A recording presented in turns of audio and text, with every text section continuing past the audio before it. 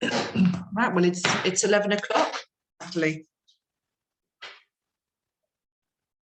I'll make a start. Yeah, that's all fine. Brilliant. Okay, hello, good morning.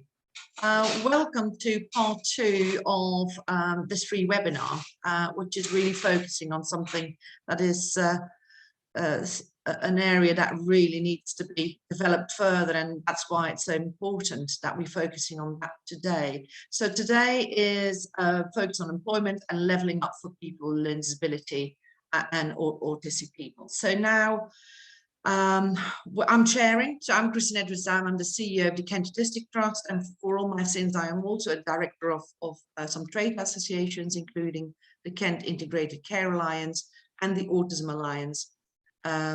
We pride ourselves as a charity to provide outstanding services only, but we also reach out to, apart from supporting people, about 100 people with complex needs, we also pride ourselves to actually reach out to 5,000 people who don't qualify for support through our family support services. This is both for children and adults. So we also give back to our communities in Kent and Medway. We have just over 190 people who are going to take part today. I think, yeah, all our panelists have arrived, our speakers have arrived. So quite a large group. You do have the facility to use your chat box to pose some questions, and we have 2 breaks. So in the middle, we have a question and answer opportunity, and we also have one at the end. I'm going to try to be able to keep tabs on the questions, but I'm sure Natalie will give me a hand in that. And Natalie is the one that's going to manage the talk today. So let me have a look. Perhaps I'm going a little bit too quickly, but there you are. We've got an oversight of the agenda today. So it is going to last for just 2 hours. All our speakers have about 15 minutes to speak and present their information. And then we will be finishing promptly at 1 o'clock. And as you can see, we've got a quarter of an hour left towards the end of the 2 hours to ask some more questions and answers. And I'm sure that our panelists will also share their slides. Can I confirm that, Natalie, that the slides will be available? Yeah, they'll be recorded and emailed out afterwards. Okay, wonderful. So if you haven't grasped everything in this session, there is an opportunity later on anyway. So if that's okay, without further ado, I'd like to perhaps make a start. Gives us a little bit more time later to ask some more questions. Let me introduce you to the first person, our first panelist, Mark Capper, who's Head of Development and Lifestyles and Work Team at MenCap. And he's going to give us an overview of the current challenges and opportunities for working age adults with learning disability and autism. So welcome, Mark. I'm really looking forward to your session. And I'll just hand over to you. Thank you very much. So yeah, I'm Mark Capper. I'm Head of Development at MenCap. So as well as having a very large presence in the health and social care sector as a charity, we've also been supporting people into paid work since 1974. So we've had quite a long-standing presence in the sector. Next one, please. So the current situation is that only 5.1% of people with a learning disability known to local authorities, and what that means is it's people who are in access of short and long-term support through local authorities. So this is the only real data that's captured nationally around the employment rates for people with a learning disability, but it actually only represents about 10% of the wider learning disability population. So in 2019, so pre-COVID, MenCap did a survey and that showed about 23% of the population of people surveyed were actually in paid work. And by paid work, I mean any hours that people are being paid to work. So we would think that that's probably a more realistic figure, but it's still significantly lower than any other group within society, and significantly lower even than other sort of disability groups as well. Next one, please. So that's despite there being significant business benefits of employing people with a learning disability. So MenCap, again, we did some research into business benefits. So we did a systematic review of all the research that's been carried out, and we found lots of evidence of things that we knew from working with people on the ground anyway. So people tend to stay in entry-level jobs longer. So in some cases that we have been challenged around that being people not having career progression opportunities, which is clearly a challenge, but actually we've also found that quite a lot of people are satisfied with going into an entry-level job and doing that job well and staying in that job. The impact on staff morale is huge. Lots of employers tell us about this, that having somebody that comes into the workplace with a smile on their face, who talks to all their colleagues, talks to all the customers, is hugely contagious and has a huge impact on staff morale. Because people want to be there, and it's a place where people feel valued and not sort of isolated from society and perhaps being sort of victimized and bullied as they might be in other parts of society. People really want to do a good job, and they come in and they have lower than average sickness levels as well, and the brand loyalty to companies is huge. So it's huge business benefits. This is not about, you know, asking employees to do something nice. This is about having some genuine benefit to their business. Next one, please. So we see that there's 4 different types of employment support that the people with a learning disability or autism can access to move into work. So on the left-hand side of the screen, and MenCap deliver these programs, we refer to them as the 3 ships, and I'll go into more detail later in the presentation. But these are 3 programs designed by the Department for Education, so they're all education programs, supported internships, traineeships and apprenticeships, and there are progression routes or progression directly from the program into work. An apprenticeship is a paid role, so it's already classified as work, but to make that sustainable, we need to sort of see what happens beyond the life of the program. On the right hand side of the screen, I've put supported employment.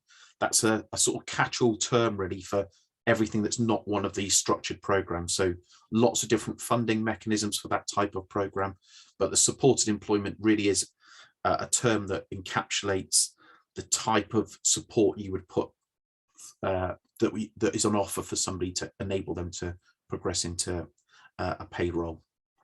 Next one, please. So the first program, supported internships. So as an organization, we've actually increased this to a 1 or 2 year option, because we found that a transition from education into employment is quite a big step for some people, and they might need a 2-year program. But a supported internship is an academic long year program. It's an alternative to a college course. So it's an unpaid program for people who are going to work better in a vocational setting than they would in a classroom, and then trying to translate classroom-based learning into a practical setting. So there's very much a focus around employment. And from September, 70% of the program needs to be actually in a work experience placement.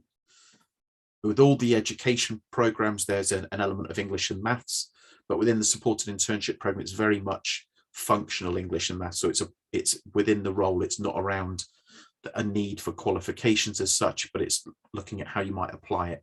So Chloe in the picture here, for instance, who was on a placement with the Entertainer toy shop, English and maths for her might be about how she talks to customers, how she interacts with colleagues, looking at maths around stock, how things slot onto shelves, and looking at proportions of size and things like that. So there's a real sort of practical application. Next one, please. So a supported internship is for people aged 16 to 25 with an education, health and care plan. So it is specifically designed around people with a learning disability or autism. And it's a program that's very structured in a way that enables people to learn through the substantial work experience placement, and demonstrate to an employer over the duration of that academic year that they can actually work and hopefully secure work at the end of the program. So people, to go on that program, people really need to have a desire to work and have that motivation. and ideally would be able to sort of travel and work independently by the end of the program. But other than that, this is a program that's fantastic for people with a learning disability or autism. Next one, please. So a traineeship program. So this is like the apprenticeship program, not specifically for people with a learning disability or autism, but these types of programs should be available for our client groups.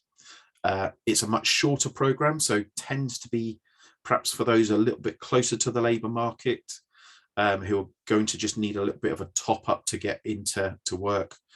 Again, involves work experience as part of the program. It can last for up to a year, but because it's unpaid and people are that little bit closer to the labour market, we found about 16 weeks is about the maximum really that people would want to be on a program like this. Typically referrals will come from the job centre for this program, as opposed to the internship program where they'll come from the local authority. And as a result, people will retain their benefits whilst they're on the program, and ideally will move into paid work at the end. Next one, please.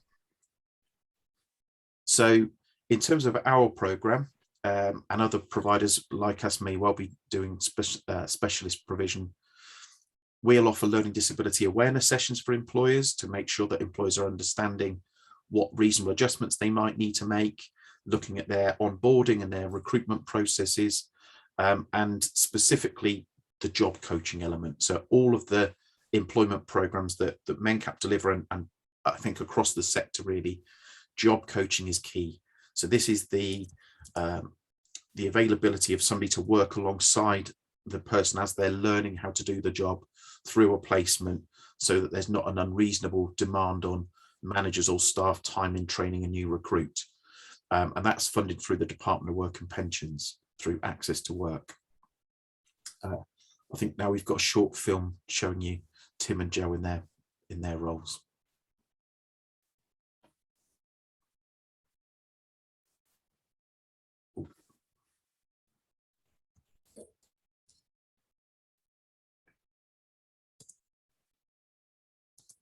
I haven't got any sound.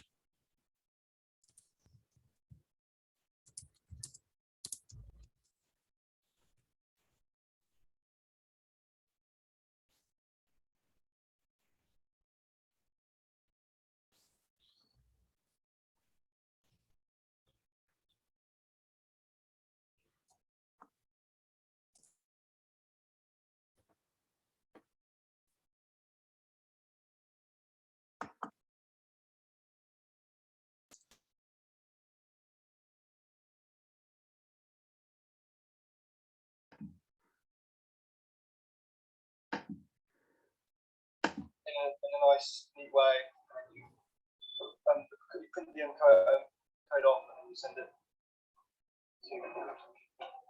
I find working with MenCap to be an amazing experience for myself and for Clifford to see learners come on the MenCap traineeship and develop over a number of weeks, months, and achieve a full-time job, which has then changed their life. So I can not rely on my parents anymore. I can help them out, stuff. I can afford how my feet get car and go on holidays and stuff.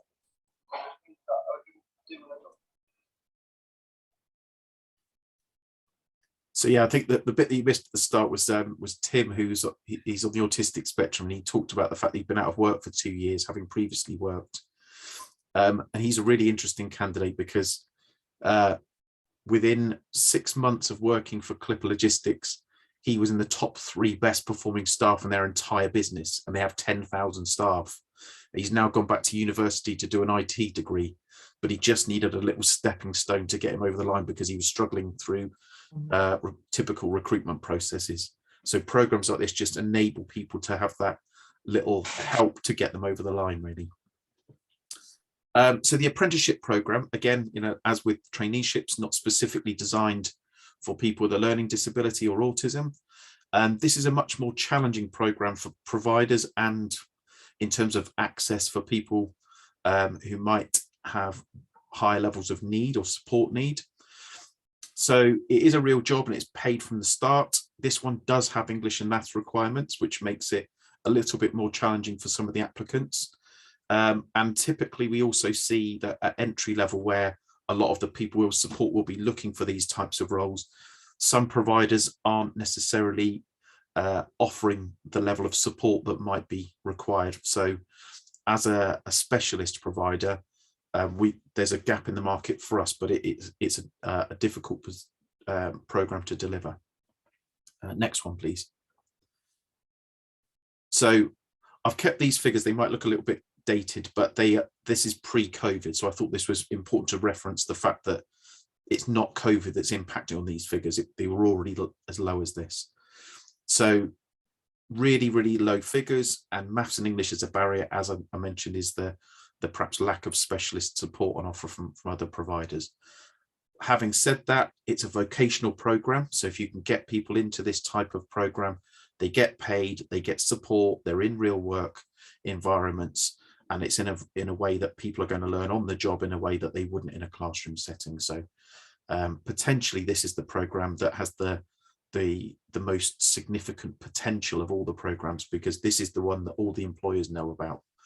So as an organisation, we're doing a lot of work to try and change attitudes and working with the Department for Education to try and make the program more accessible. Next one, please. So these are the barriers. Recruitment processes quite often will be online, quite lengthy.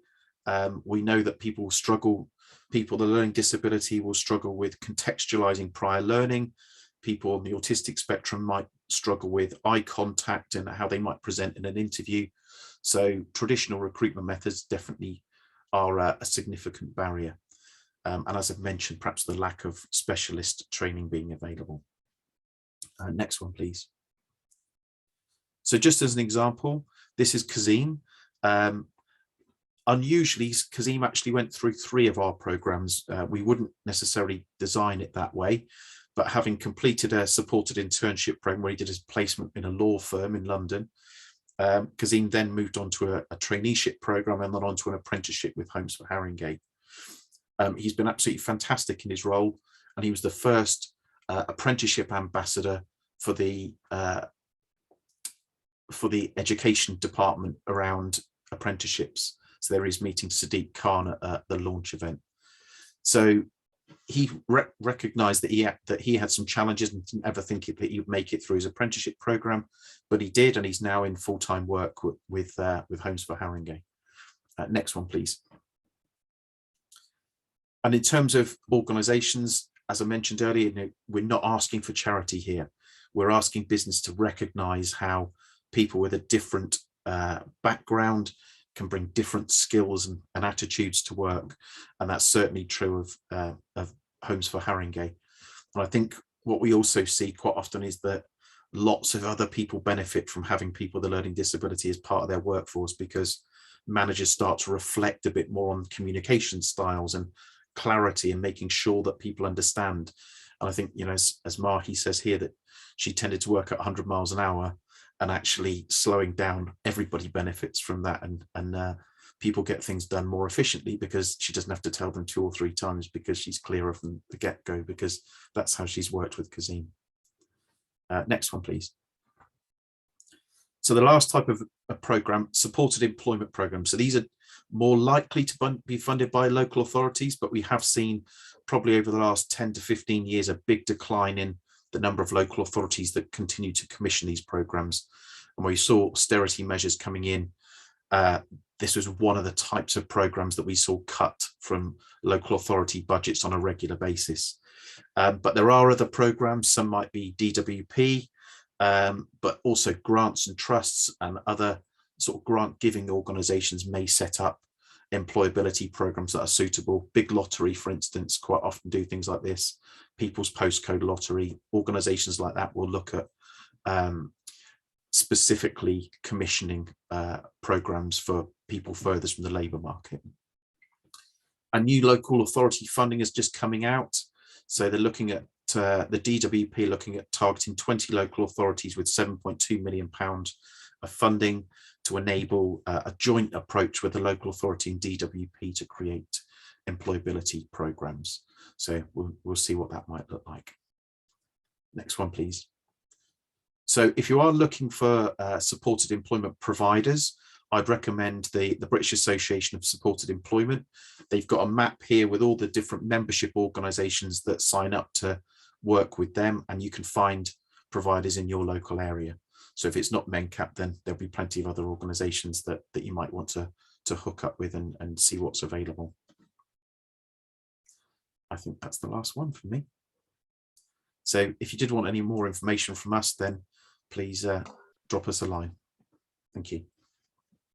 Hi, that's brilliant, Mark. I have to say, you know, the work that MenCap has done is quite significant, and I actually wasn't aware that it was so far going and for such a long time as well. So, you know, brilliant, and really nice to hear what difference that you make as an organisation as well, and also sad to hear that local authorities are not, you know, may not be funding those very important supported opportunities for people, supported working opportunities for people. So, but anyway, I think there's enough here on the panel that will be fighting for that, I'm sure. So thank you. Your slides will be available for other people. So, because that was a question earlier. And there's just a communication I've just gathered for people helping each other about what is it, DWP forms that are really difficult to complete. So it's good that people are starting to help each other on this call as well. Okay, thank you so much, Mark. I'm going to introduce our next panelist. And our next panelist will be looking at a culture of equality and opportunity, and that is Gary Burley, and he is a co-founder of Learning Disability England. So very welcome, Gary. Looking forward to your talk. So please be my guest and make a start.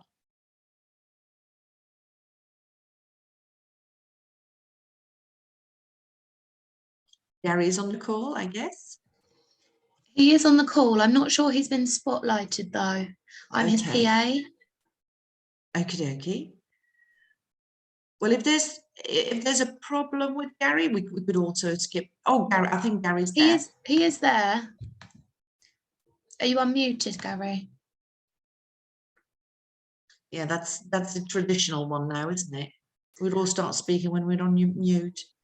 He hasn't been added to this panel. Okay. There you are, Gary. Yes, he's with us. You were unmuted there for a sec, Gary, and then muted again. Can you hear me now? Yes, you're with us, Gary. Welcome, Gary. If it's something the technology can do, I'm afraid. Don't worry, we've all been there. Right. Who's doing the slides? Because I got a PowerPoint. Yeah, Natalie is. Oh, thank you, is. Natalie. Yes, this is about a culture of employment and opportunity, and we want to ensure a culture of equality and diversity to level up employment opportunities for people with a learning disability and or autism, and we're talking about people from also minority ethnic groups also being part of this, and people with more profound learning disabilities, which shouldn't be forgotten about. Next slide, please. Yes, I'm the co-founder of Learning Disability England, which has been going for around about 6 years now. Before this, I founded People First. I brought the idea of People First back in 1984. It seems a long time ago now, and now there's loads of these groups, and I've did about over 400 handwritten letters, 4 pages long. This is all before computers, you see. So,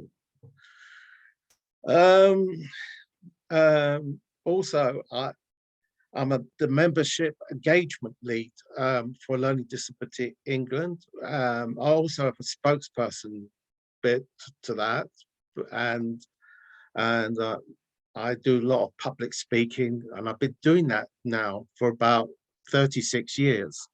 So I've been doing lots of these public speaking. That's why I've been a self-advocate for that long.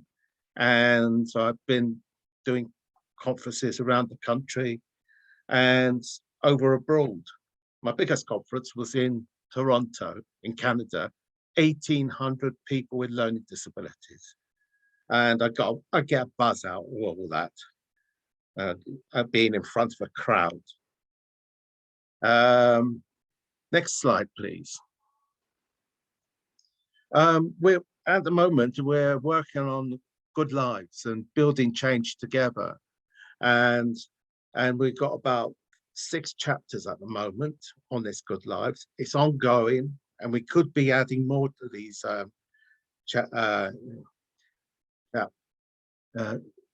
charters, and we'll be adding more to that, and the work is ongoing. It won't be finished this year, probably end of next year, but it's to actually promote change for people with learning disabilities who want to make their lives a lot better, and that's why it's called Good Lives. And a movement for change, building a world together where people with learning disabilities lead good lives. And it's a learning disability. England has been working to bring together people and to connect. And as part of the self-advocates with learning disabilities are ranked the issues that mattered most to them and what they felt is needed to change. As I say, there'll be some more added to this, but one of the main issues that is listed is about employment and contribution, and we're getting more and more said, and it's also linked to the UN Convention of Disabilities and human rights, and that's what we've been doing. And it's not owned by LDE, it's owned, this Good Lives Building Together is owned by everyone. So please contribute. We would love you to contribute to that. Next slide, please.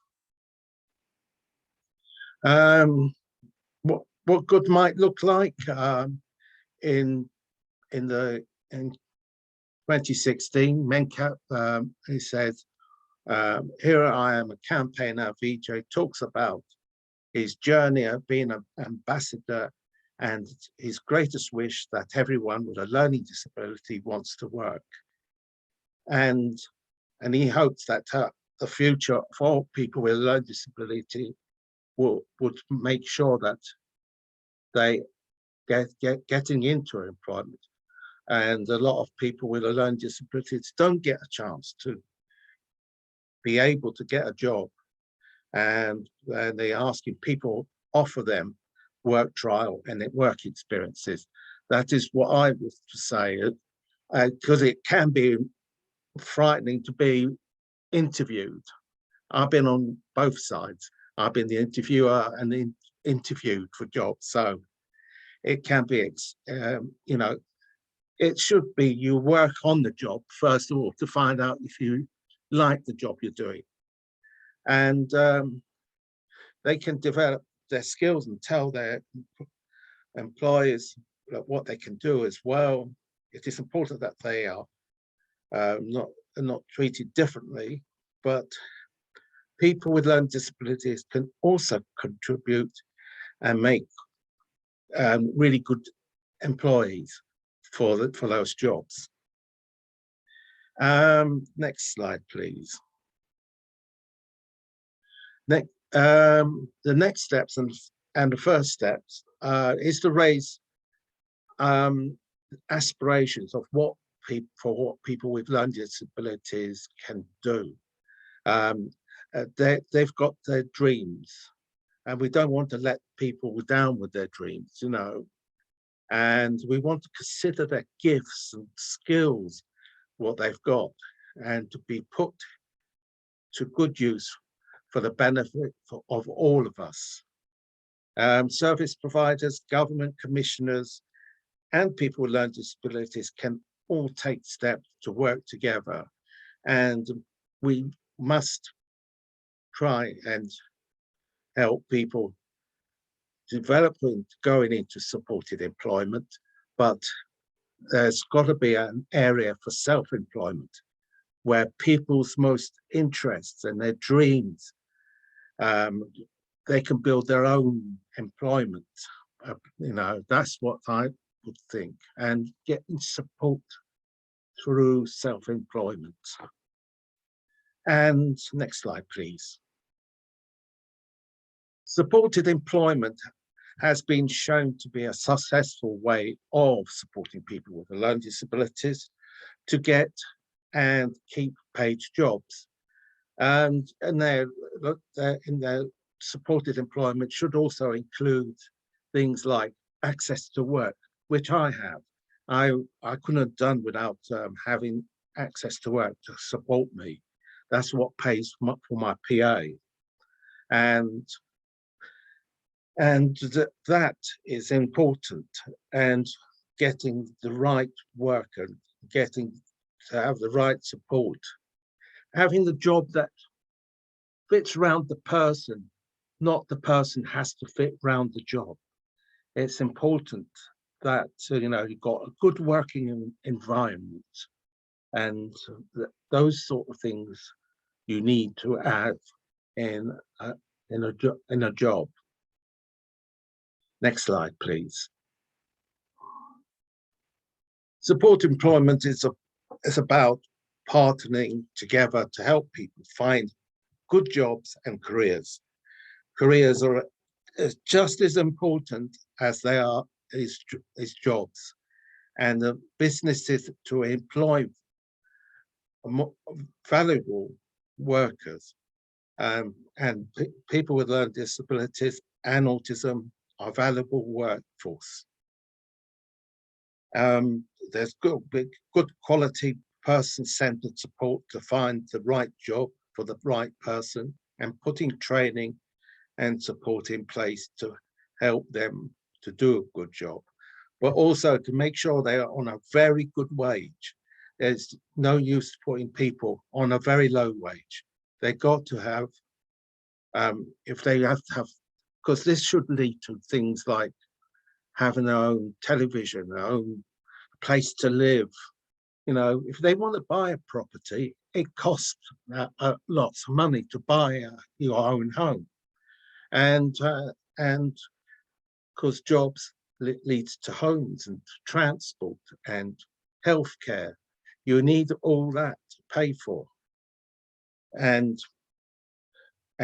may involve in carving and designing jobs, selecting and combining duties for one or more existing jobs into a new position. And as I say, that there should be a career ladder for people with learning disabilities and autism, so they can get it into management skills. Next slide, please. Ideas to work on together from people interested in promoting the rights of people with learning disabilities to work and contribute to their community. A commissioning model for supported employment that works with people with learning disabilities.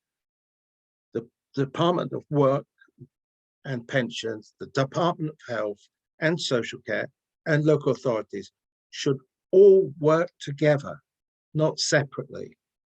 And I will include charities, self-advocacy groups, disabled people's organizations, all working together. And we need large organizations that should be accountable for the number of people with learning disabilities they employ, ensuring that they meet National Health Service targets. I would include that with charities, self-advocacy groups, advocacy organizations in that list. Next slide, please. And we need an ambition within the education system. It needs to be raised, so people with learning disabilities who leave special schools can go into further education and colleges and universities. And education and health needs to be focused on what learning disabled children can achieve. So we're talking about 14 to upwards, and we need to, you know, what they would like to, the ideal job they would like to go for when they know they have their own ambitions and ideas. So it's important for that. We need to simplify the adult social care outcome framework and indicators so that it gives accurate figures for the number of people with learning disabilities in employment. We need more than 6% of people with learning disabilities. If every organization, every job, employment has each 6% of people in employment, the figure will be a lot higher. We need a reliance on evidence-based approach on effective ways of supporting people with learning disabilities to gain and maintain employment. We must not see people with learning disabilities, like over the last few years, being made redundant because of the pandemic. The people must be kept in employment, in jobs. Next slide, please. Lastly, thank you for listening.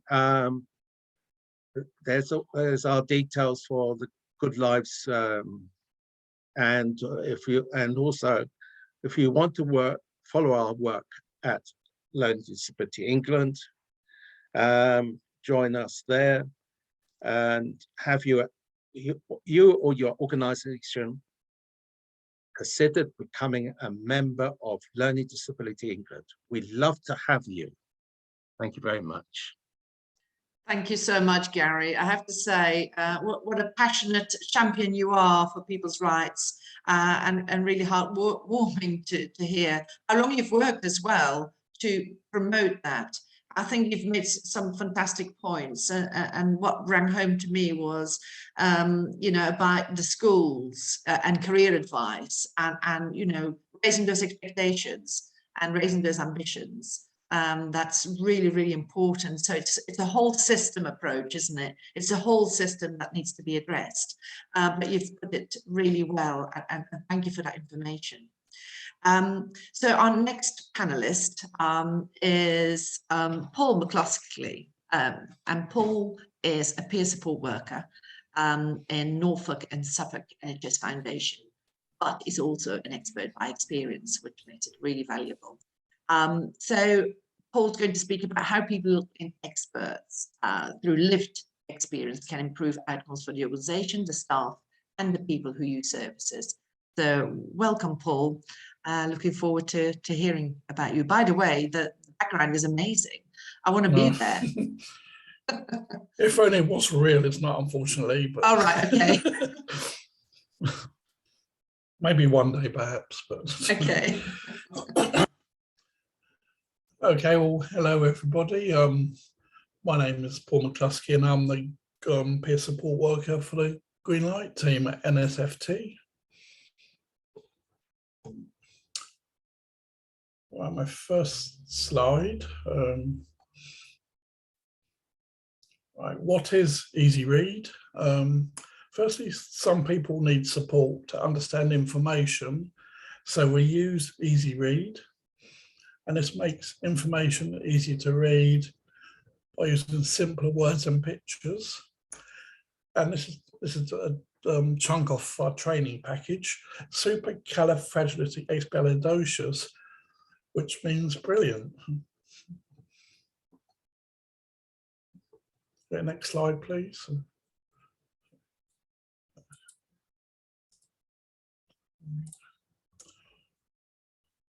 This one, you cannot read, says by a centre letter. First, we are showing the importance of understanding information.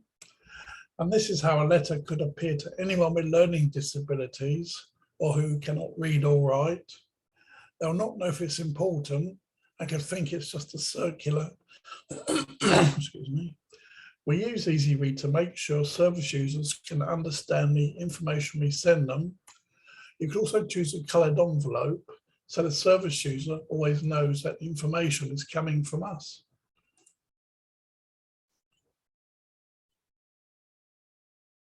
Right, next slide, keep it simple.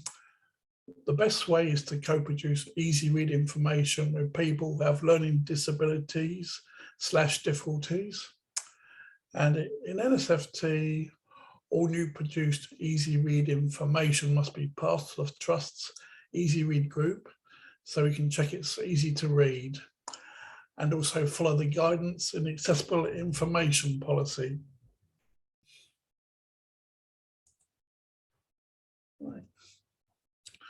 Right, there's a slide here. Why me and not you? It's important that NHS organisations employ people with lived experience who know how hard it can be for some service users. Lots of people who use our services may find it hard to understand letters or leaflets, which can make them feel isolated and scared.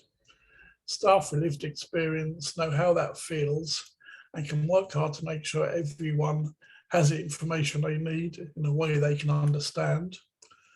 My lived experience means that when I'm creating easy read documents, I can think, what would I like to help? What would I like to see to help me understand? I can then use that to create an easy read document. Right, I'm going to answer some right. And first question, why is it important for the NHS to employ you? These are all my responses here. It is very important, particularly for countrywide organisations such as the NHS, to employ a peer support worker to help include people with learning disabilities and or autism or other language by producing accessible material such as posters, appointment letters, health-related information, and anything else that is required. What value do you bring? Why are you better to do your job than me? Apart from being an expert by experience, the value I bring to the post is previous experience of producing easy read materials, much computer design experience. I have a great eye for detail accuracy, and having been involved in public speaking, training, writing and presenting. And what do you help NSFT do? In the training, first of all, I'm involved in presenting as well as educating various NHS professionals as to the importance of easy read material and having to meet the accessible information standard, which is a legal requirement. I also chair the easy read group, mostly attended by service users, where I show a few of my latest pieces of work and ask for constructive criticism, which I always receive, which gives me the opportunity to write down the feedback and work on it accordingly. And the Learning Disability Forum, that's held every Tuesday afternoon, is where a mixture of service users, carers, support staff and sometimes guest speakers come together online to talk more about what their job entails, as well as to talk in a safe place about their feelings, how their week has been, and also take part in a quiz. And if we are able to have a guest speak on the group, they're always welcome, and on regular occasions, share information about any events that people may be interested to know more about. The next slide, please. Right, spreading the word. Right. We want as many people in NSFT as possible to understand why easy read is important. Right, so I'll be repeating that if I read this out again. I just read all that out.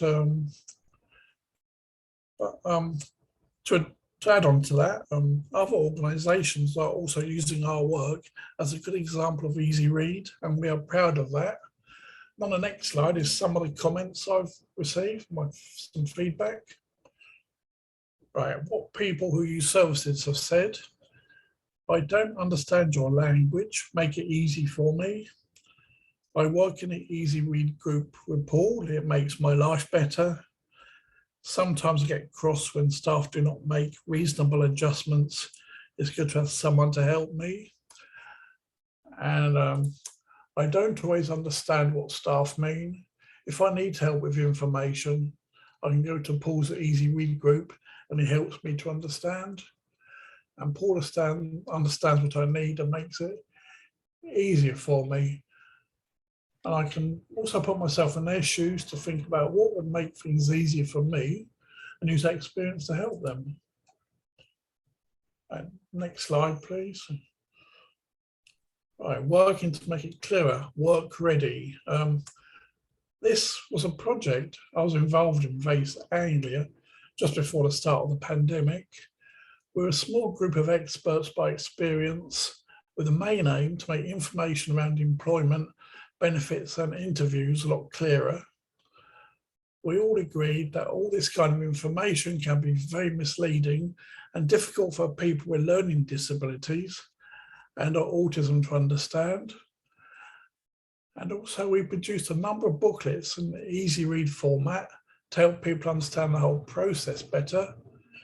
And if you'd like further information and to see these booklets, you can go onto the website on the slide, which is suffolkordinarylives.co.uk/workready/. Finally, thank you for listening. If you have any questions, I'll be happy to answer them. Thank you, Paul. That's You're really welcome. useful. You give some really good tips as well on improving communication and just generally making it easier. I have to say, I'll let you into a secret. The first thing I do when I see a document, I always look for the easy read version myself, because it just cuts out so much waffle and just gets to the point. So I think we should all move to that type of communication personally. But yeah, great. Thank you so much, Paul. You're welcome. We're now going over to some 10 minutes to actually get some questions and answers. So perhaps if people want to put some questions in the box and then perhaps point towards the panelists that they want to have an answer or perhaps a comment.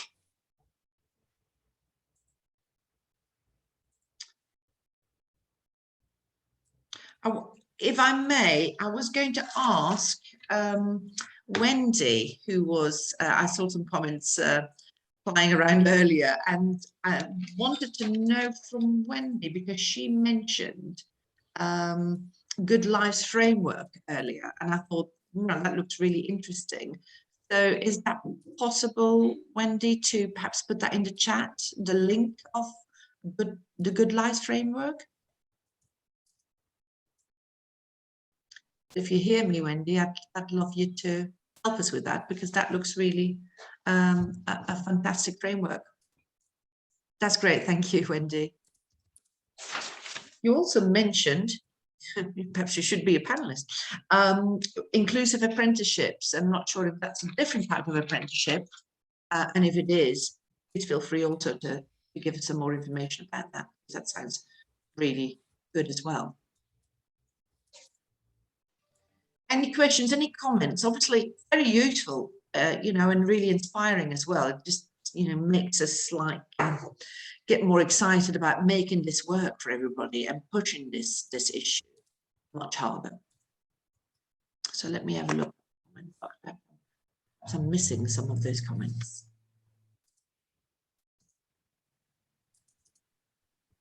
Okay. Somebody just saying that local authority in Essex are working on inclusive apprenticeships. So any information about that would be really good if you could find the chat box. Yes, all slides will be emailed out, and also it will be available. I think it's recorded, so that will be sent as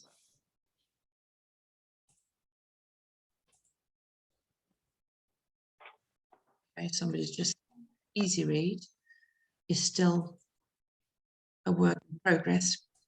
I'm always either creating new easy read or updating old easy read. It's a legal requirement on the Accessible Information Standard. Yes, indeed.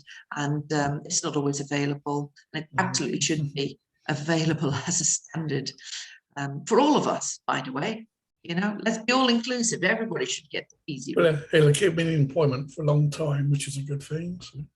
Sorry, Paul. It'll keep me in employment for a long time, which is a good thing. Exactly.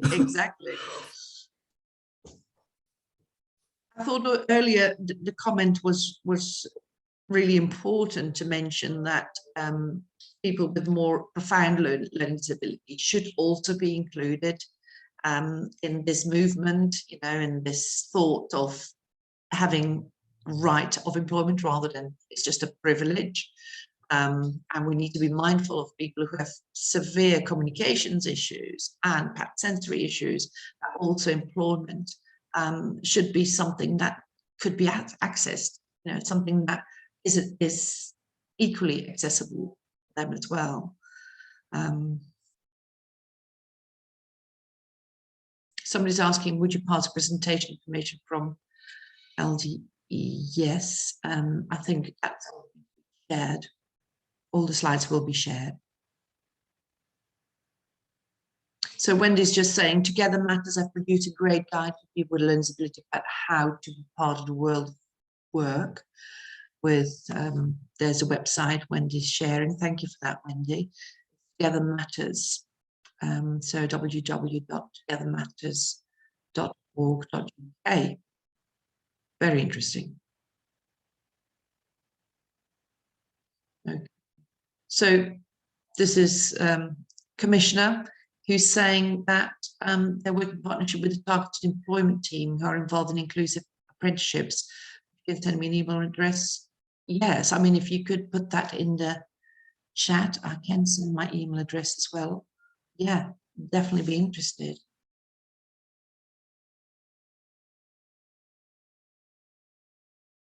Okay, so some local authorities are very focused on this, which is absolutely brilliant. And yes, more needs to be done. It's just the absolute right thing, isn't it? It's actually a win-win. This is a win-win. Okay, the Good Lives Framework link was on the LDE presentation. Sorry. Okay, thank you. Missed that, but that will be available in the slides anyway.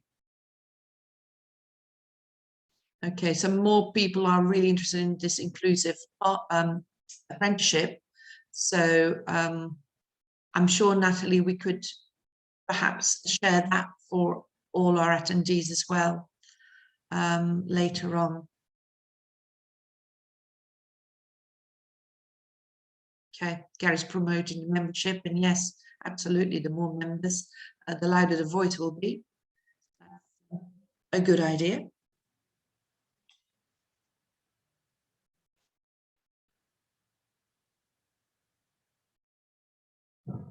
There's another link for the Good Lives Framework. That Natalie will be able to share with us all well once the chat is over and the talk is over.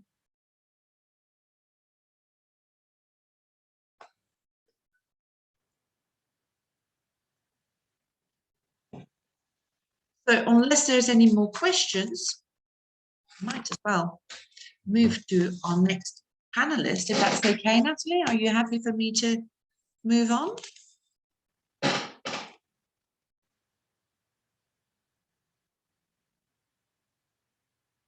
Yes, somebody's just commenting that that we need to challenge if there is information presented to us that is not in easy read form. Only going to change if we all speak up. Absolutely. Good tip.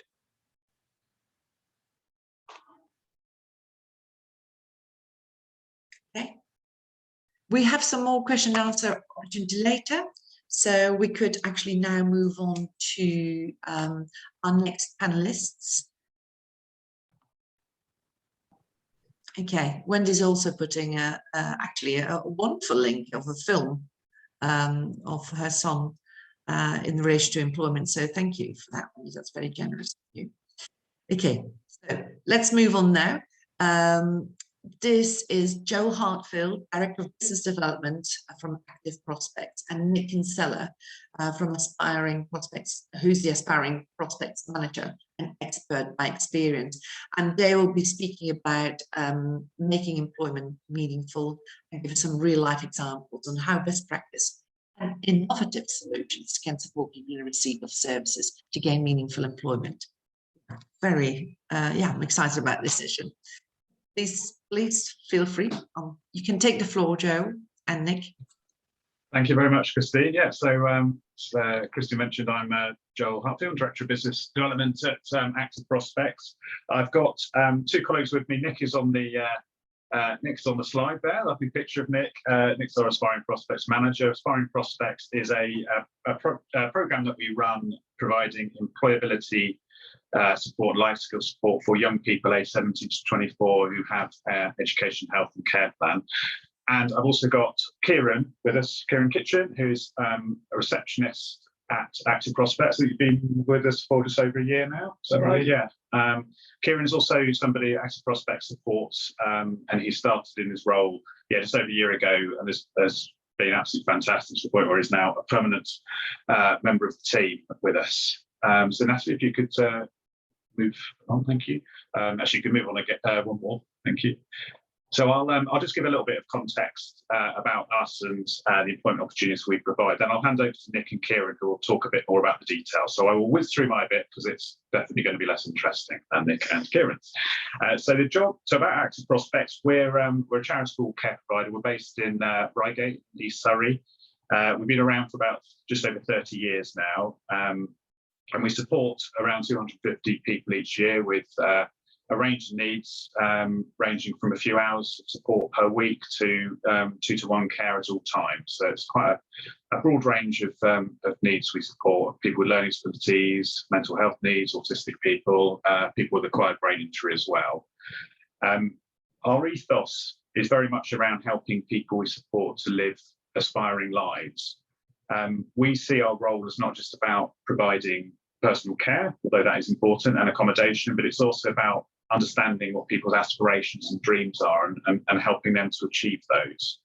And more recently, probably over the last 3 or 4 years, we've really developed our employment and skills work further. So the journey started with Nick coming in and running a supported internship program with Surrey County Council.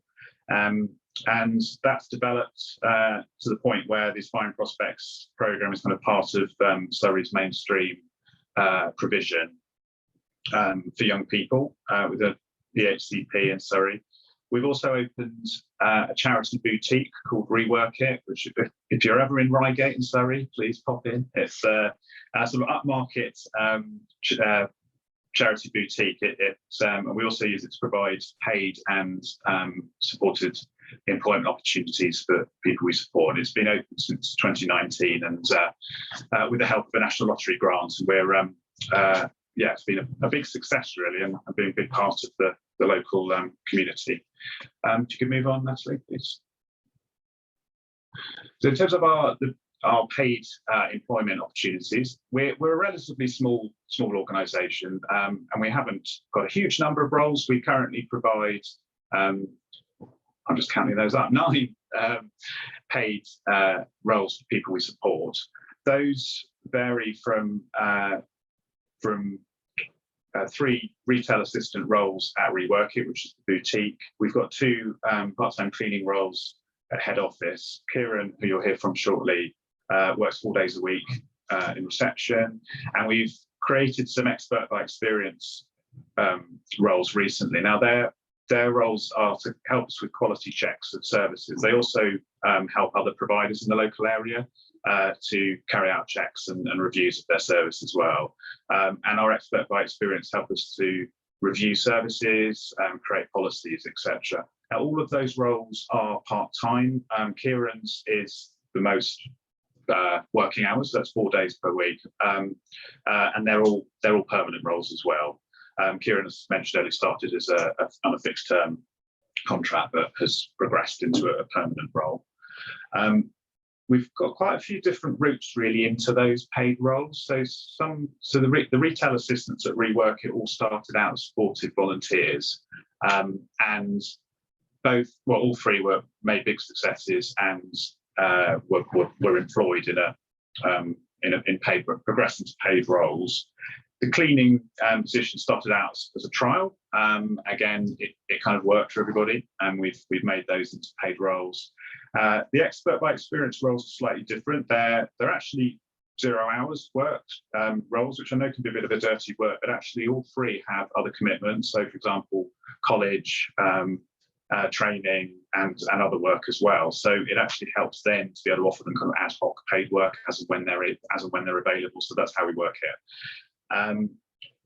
And funding wise, we pay all the salaries ourselves. We don't have external funding other than the National Lottery grant to Rework It helps in the early parts of setting up the shop. That actually runs out this year. It's tapered off, so we're actually responsible for covering salary costs out of income for the shop anyway. So as it stands, all the roles are paid for just out of our general income. We've managed to fund some job coach positions. That's largely through, partly through the National Lottery grant, but also partly through the Aspiring Prospects program, which Nick runs. And they've helped Kieran quite a lot. They've helped the team at Rework It, certainly at the initial stages. They're now kind of running the show pretty much, aren't they, for Rework, because they don't need a lot of job coaching support. Kieran, you probably need far less than you did at the beginning. So it's kind of an initial thing, and then that support kind of tapers off over time. We've had a little bit of support through Access to Work as well to help fund some of that support. So I guess the point to make here is that we've all, in terms of supporting people in roles, we've all tried to take on a role around head office. So we all kind of chip in and pitch in and help out. So it's not that support isn't all on one person. So if, for example, Nick isn't in or one of the job coaches isn't in, Kieran has other people that he can come to and ask for help if needed. Natalie, if you could move on to the next slide, please. So I'll hand over to Nick at this point. Okay, good afternoon, everyone. No, it's still good morning. So yeah, hi everyone. I just want to kind of, before I start kind of rattling on through the presentation, I want to just kind of introduce to Kieran and kind of just give a kind of an introduction really. So when Kieran applied for his job with us, Kieran had no experience in employment. And actually when he arrived for his interview, I think, in terms of nerves, where would you say your nerves were? 10. A 10. Absolutely, an absolute wreck, I would say. However, and that was solely down to, Kieran's past, he's had his challenges in the past, which possibly have gone against him in terms of employment. But, since Kieran joined for his interview, it's just gone from strength to strength, I think. And I think it's kind of, just indicates that, when we kind of offer opportunities and we kind of provide the right levels of support and so on, that actually amazing things can happen. So as I said, or Joel said, so Kieran started on 2 days. That was largely down, which I'll cover in a minute, around benefits. But actually over the last year, Kieran's aspirations, and this is all down to Kieran, and possibly, Active Prospects as an organisation, his ambitions have grown to the point that he really pushed for a kind of a full-time job. And we were fortunate when the 12-month contract kind of came to an end, that we were able to actually offer Kieran a full-time job, driven by what was your thoughts around benefits? I want to get off. So Kieran wanted to get off benefits. He didn't want to be kind of, kind of burdened by that. He wanted to kind of live an aspiring life, and it's largely down to Kieran. We provided support and so on, but it's largely down to Kieran's efforts. So again, just bear in mind that Kieran came from a background where he'd had no employment opportunities, a past that had kind of kept him out of all those kind of opportunities, and yet through chance and opportunity with us, he's absolutely flourished. So I just want to give you some backstory to Kieran. So if I just kind of go through the slides. So when we're always thinking about employment opportunities, we always, as an organisation, we want to ring fence the jobs, because we know that that's what we need to do to really just kind of show, faith and belief in the people that we support. So yeah, and to be proactive in encouraging applications. So we wanted to develop accessible application forms and communicate effectively with their service managers. So in the case of Kieran, his service manager at the time, great conversations with her. She was able to then kind of identify candidates, i.e. Kieran, and it just made the kind of process start on a good footing, because as Kieran came into the interview, we knew that there was belief and trust and faith from the service manager. So again, yeah, identifying candidates, extremely important. And again, developing the application form so that it was accessible. That also kind of came to the strength-based interview. So we kind of moved away from the traditional route, active prospects employees, when we kind of recruit support workers, and we went down the strengths-based, because again, aware of Kieran's background, we had other candidates who'd been in employment. We knew that we wanted to give Kieran and other applicants every opportunity to demonstrate they had the skills and talents for the role. So again, lots of work around kind of developing the applications, the interview process. I know when Kieran came in for the interview, he was quite nervous, but we did a role play, didn't we? What was the role play?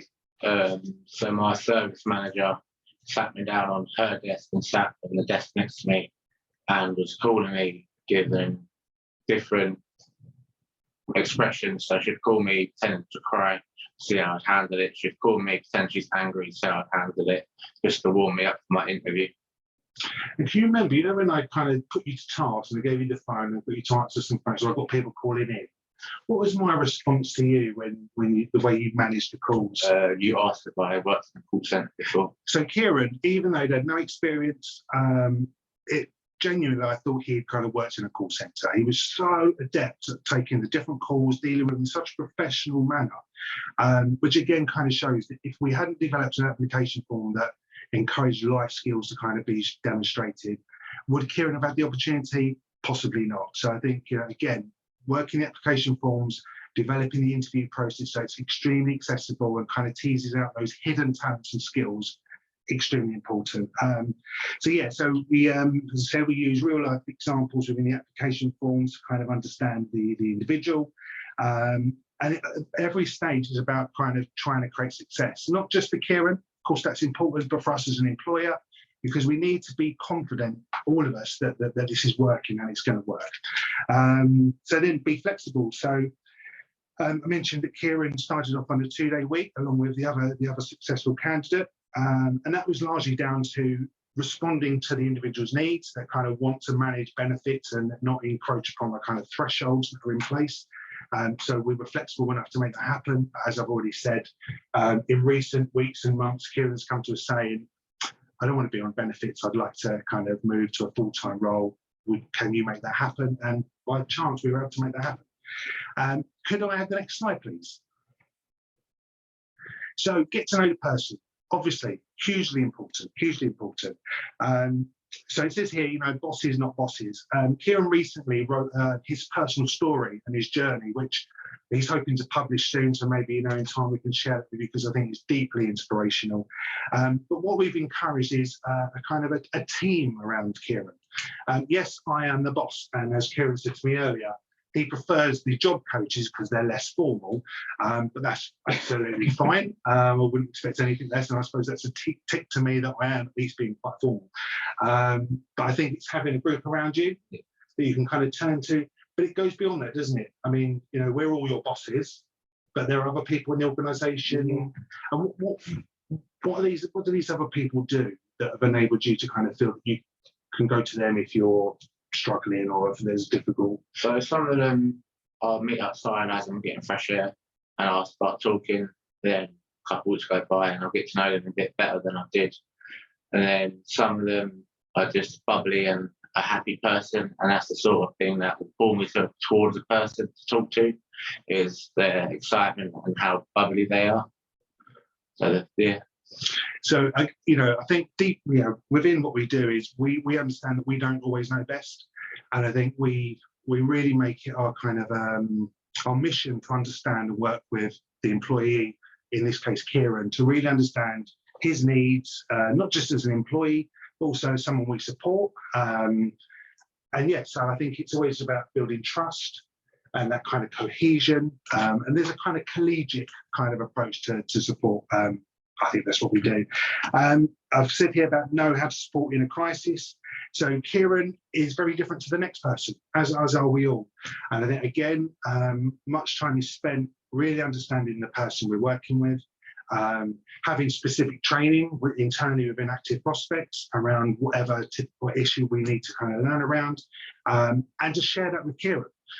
Kieran has been on many training sessions with us, so we're all part of the same kind of learning curve, which again I think just bonds us even more than maybe if we didn't do that. Yes, I said about know how to support in a crisis. Be candid about what works and what doesn't. So when Kieran started, typically, we tend to roll out the kind of Velcro kind of scheduling boards, and that kind of thing tends to kind of come from school and so on. And Kieran was very clear and quick to tell us he wasn't having that. And absolutely perfect. That's what we want to hear. So again, it's encouraging dialogue and communication. And I think we've probably worked through quite a few schedules now. And the one we've kind of landed on now, which I think could be published, looks very professional. It doesn't look school-based. There's no Velcro. So again, working with the person, adapting how we work, very, very important. Understanding learning styles. So again, with Kieran is different to the next person. I think there's similarities between us all. I think we all like things to be demonstrated. But again, with Kieran, it was understanding what works for him. So Kieran didn't want to be sat down with and kind of worked through. He wants to be shown, allowed to kind of get on with it, allowed to make mistakes, maybe have a little brain break, when we've used our grey matter too much, and then come back, practice, and practice, which I think has worked. Yeah. Has there been challenging times and some of the resources we've developed, some of the tasks we've given you? There's been some tasks that hasn't worked, but we've adapted them to work for me, which is brilliant. And I just want to kind of, I will always champion Kieran, but that genuinely comes from Kieran. Kieran is deeply motivated to work. He's driven, and I think because of that motivation, when something comes along that phases Kieran, it's not that it gets on top of him, that Kieran just wants to push through. And again, he's able to do that, one, because he's driven, but two, because there's people around him that are responsive and work with Kieran. If I could just add to that, I think Kieran's, your job description has probably grown quite a bit, hasn't it, since it started? Because you've just taken on a lot of new tasks, which roles, job descriptions and that. Yeah, which has been obviously really appreciated by other people in the office, because they're happy to hand stuff over, and you've just run with it, which has been brilliant. And you put your hand up for stuff if you're bored as well, don't you? Yeah. Kieran is I mean, when Kieran came to us and said about more hours and kind of a more full-time role, there was never any hesitation, which is again largely down to Kieran's huge effort that he's put in this last year. I think it was the easiest decision we've ever made at the exec management team, just to make say that job permanent. Almost didn't even need to finish the question. It was just like, Can I have the next slide, please? So make allowances, and I think this is probably the key thing. I mean, all these pieces of the jigsaw are very, very important, but I think making allowances, as you say, common sense in applying HR policy. So, Kieran, would you mind if I say that there were moments of crisis? Tell them that story. Okay, so Kieran struggles with mental health. Would you want to just kind of give a kind of how do you introduce? How do you sum up your mental health? So I struggle with mental health. So I have temptations of self-harm. I have impulsive suicidal thoughts, which I sometimes will act upon, sometimes won't. I have quite a few routines with my autism that I have to stick to, and when I started work, I've had to not change them but adapt a new routine, and that's a big part of my mental health is my autism and routines. So that's my mental health. Thank you, Kieran. So so there were times when in those early days when Kieran would struggle naturally, kind of learning all these new tasks and just being in a new environment, new challenges, and having to deal with his own kind of demons and so on. So there would be occasions where Kieran would need an afternoon off. But Kieran was always kind of very aware of the implications around pay. You know, taking time off in your first 12 months, you know, you're not entitled to sick pay. So Kieran was always aware of that. So, and that would compel Kieran to stay in situ on reception desk, getting more and more frustrated and wound up. So we just have to sometimes kind of move left field, slightly off piste, and you know, when we're applying HR policy. So as I said, you know, when Kieran was in those situations, there was a threat not just to him, but to the job, to the longevity of the job, to Kieran's kind of ability to remain committed. So many things were at risk. So I would kind of send Kieran home, but kind of guarantee Kieran it would have no impact, it wouldn't reflect on his cascade, you know, on his kind of HR, what do you call it, record.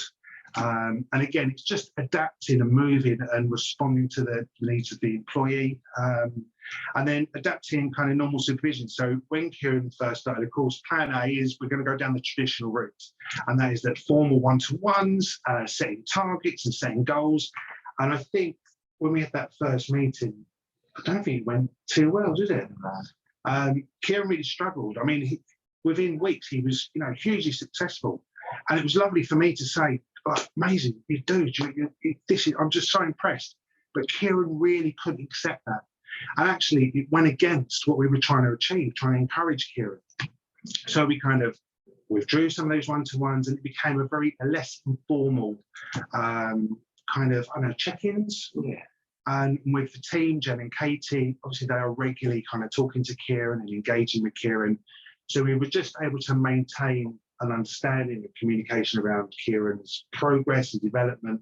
But it was all largely down to enabling Kieran to be Kieran and to kind of let his talents and skills naturally come out to the point that, you know, here we are a year on. And Kieran's aspirations continue to blow my mind because he's continually striving to change his life and change his routines and improve things. And how would you say the job, not active prospects, forget active prospects because lots of employees should be offering opportunities. How's the job helped and supported or affected you? Me, me. Just you. The job has helped me so much. So before the job being started, I would wake up at 2 in the afternoon and then go to bed around 3 in the morning. So my sleeping patterns weren't good, so I was moody. I had nothing to do during the day, so I was just smoking cigarettes after cigarettes after cigarettes, which was making my health worse. Wasn't really doing much, really. And then I got a 2-day job, started getting activities in, then 4 days, started doing activities, and then whilst I was doing work, I then go gym afterwards. So I then go work, gym.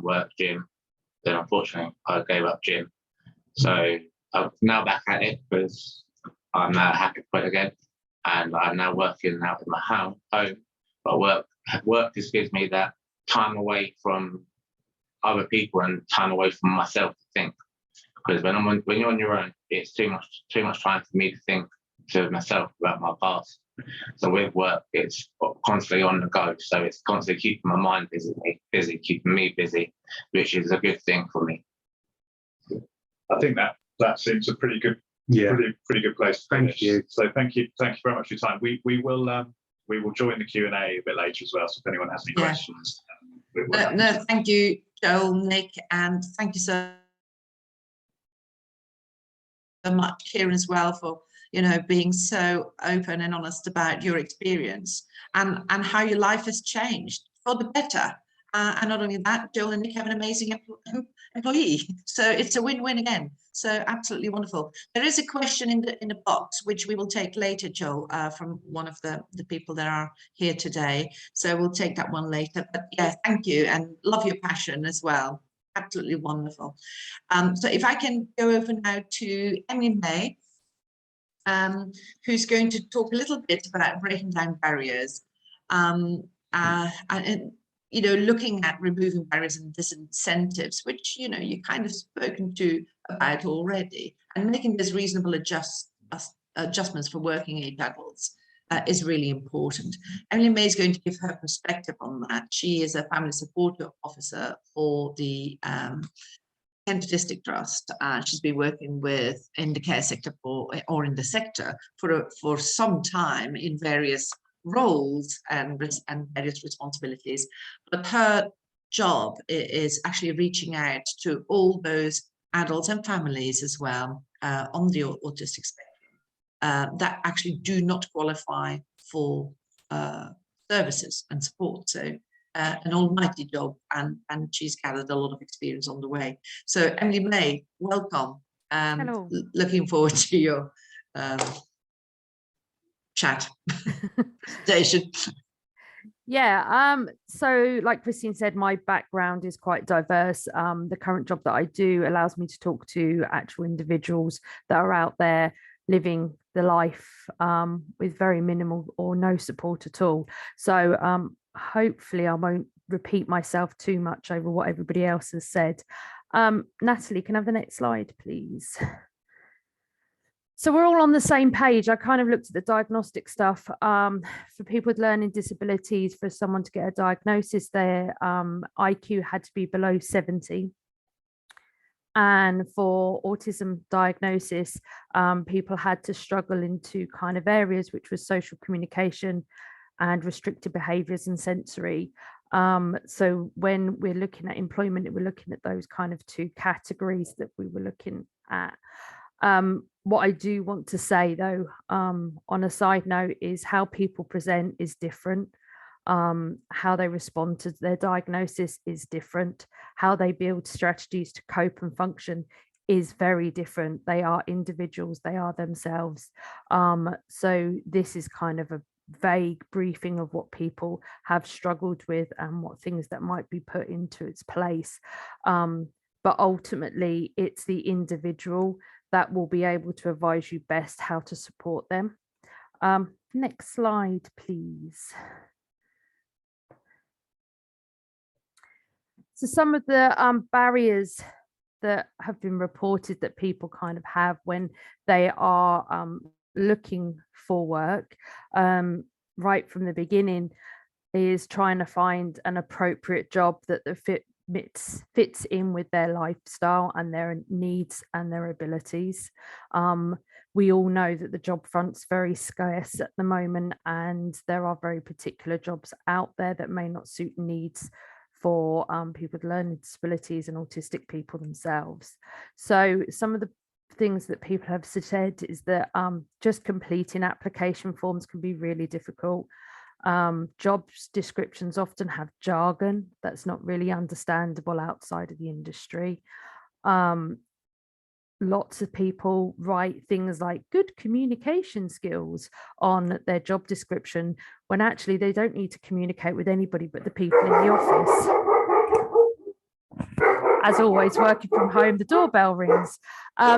Yes, so it's good communication skills. The other things that, sorry, 2 seconds.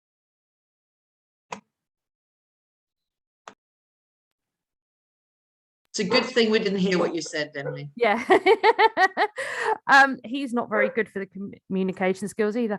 The other things is lots of application forms get sent out either by post, so people struggle with handwriting skills, or they have to apply online, and people can struggle with some of the basic computer skills as well. I have seen applications where people won't accept CVs. Now, a lot of the support that people are getting within job searches is that they write their own CVs, and that's with some support. And often they're not getting that same help to complete application forms. So without them being able to use that CV, it becomes really difficult for them to apply for those jobs.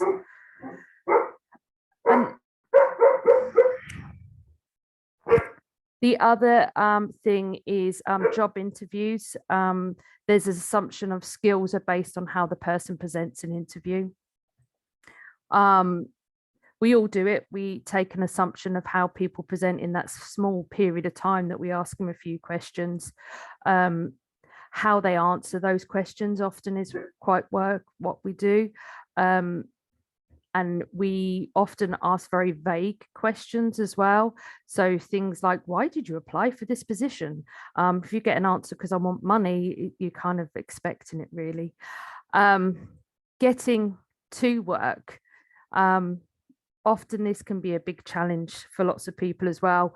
Planning the journey, getting onto public transport, using public transports in the timeframes that they need to, coping with any changes of the journey, the stress of actually arriving at the place and they feel like they've done a full-time job just getting there.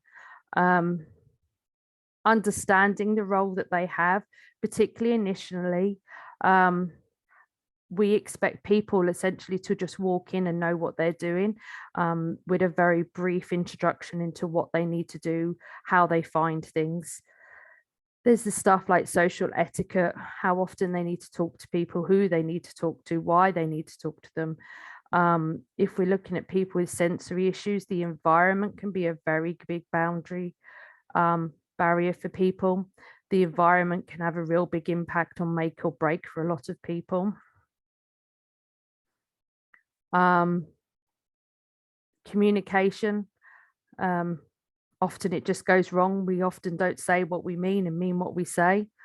A lot of times we use 20 words when we can use 5, and that can be overwhelming, particularly if they're in a new situation. Bullying and harassment.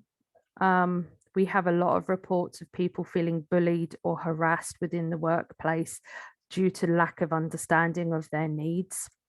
And that may make them respond in a behavior that is not ideal, but it also behaviors of other people which can be disrespectful. Unpredictability.